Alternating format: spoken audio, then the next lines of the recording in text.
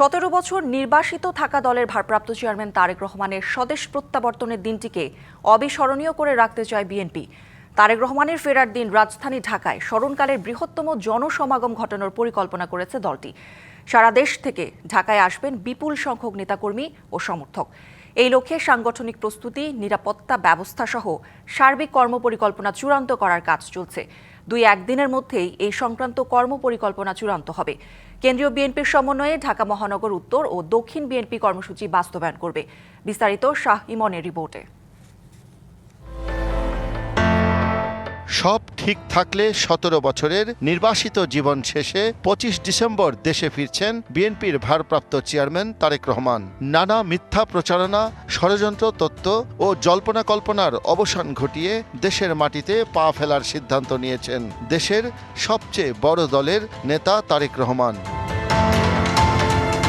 দীর্ঘদিন দেশের বাইরে অবস্থানের কারণে তার এই আগমনকে কেন্দ্র করে পুরো দেশের লাখো নেতাকর্মী সমর্থকদের মধ্যে চলছে ব্যাপক উৎসাহ উদ্দীপনা। পুরো রাজনৈতিক অঙ্গনে আছে ব্যাপক আলোচনাও। গুলশানে তারেক রহমানের বাসভবন ও রাজনৈতিক কার্যালয়ে চলছে ব্যাপক সংস্কার ও প্রস্তুতি। দেশে ফিরে যে বাড়িতে উঠবেন সেই গুলশান এভিনিউর 196 নম্বর বাসভবনটি নতুন করে সাজানো হচ্ছে। সাজসজ্জা, কাঁটাতারের বেড়া এবং কঠোর নিরাপত্তা চৌকি, সিসিটিভি ক্যামেরায় স্থাপনের কাজ প্রায় শেষ। বাড়ির প্রবেশদ্বারে ছোট গেট বদলে লাগানো হয়েছে বড় গেট। জনাব তারেক রহমান আসবেন, তার বাড়ি, তার অফিস একটু চুনকাম বা একটু হতেই পারে। এগুলো দলীয় কর্মসূচি ছাপিয়ে তারেক রহমানকে বরণ করার জন্য দেশবাসী উন্মুখ এবং দেখবেন কোটি মানুষের এখানে সমাগম ঘটবে।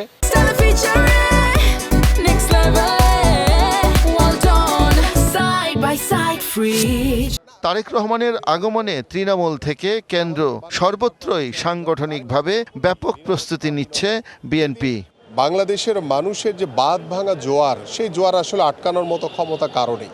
বাট আমরা সবচেয়ে তার নিরাপত্তাটাকে সবচেয়ে গুরুত্ব দিয়ে আমরা দলীয়ভাবে সেই বিষয়টি নিশ্চিত করব।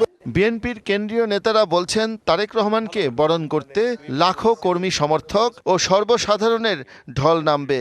তাই রাস্তাঘাটে যেন জনদুর্ভোগ কিছুটা কম হয়, সেটা মাথায় রেখেই বন্ধের দিনে আসছেন তিনি। তারেক রহমানের প্রত্যাবর্তনের রাজনৈতিক চ্যালেঞ্জ ও দিনটিকে স্মরণীয় করে রাখতে সব প্রস্তুতি নিয়েছে বিএনপি। বিভিন্ন জেলা, বিভিন্ন থানা এবং যারা এবার প্রার্থী হচ্ছেন তাদের সবার মধ্যে একটা উচ্ছ্বাস কাজ করছে এবং সারা বাংলাদেশ জন্য জাগরিত হচ্ছে। কিভাবে ওনাকে রিসিভ করা যায় সুন্দরভাবে, জনদুর্ভোগ না পুহায়ে আবার জনসমর্থন যেগুলি মানুষ তাদেরকে একবার দেখতে চায় তাদেরকে ঠেকাতে পারবেন না আপনি। তারেক রহমানের সার্বিক নিরাপত্তায় চেয়ারপারসন সিকিউরিটি ফোর্সের পাশাপাশি সরকারের কাছে চাওয়া হয়েছে এসএসএফ সুবিধা। তিনি তো অংশগ্রহণ করবেন আপনার বিভিন্ন সমাবেশে, বিভিন্ন রাজনৈতিক আপনার সভায় এবং কর্মসূচিতে। সেগুলির জন্য কিন্তু ইতিমধ্যে আমরা তার অফিস কোথায় হবে, অফিস একটা গুলশানে তিনি বসবেন, আমাদের পল্টনে অফিসটা সিকিউর করা হয়েছে। দলীয়ভাবে তাকে সিকিউরিটি দেওয়ার জন্য যা যা দরকার আমরা সেটা করছি। সরকারের কাছে আবেদন করেছি তাকে যাতে এসএসএফ দেওয়া হয়। ত্রয়োদশ জাতীয় সংসদ নির্বাচনকে সামনে রেখে সারা দেশে প্রচারণায় অংশ নেবেন তারেক রহমান। সশস্ত্র বাহিনীও সহযোগিতা করবে।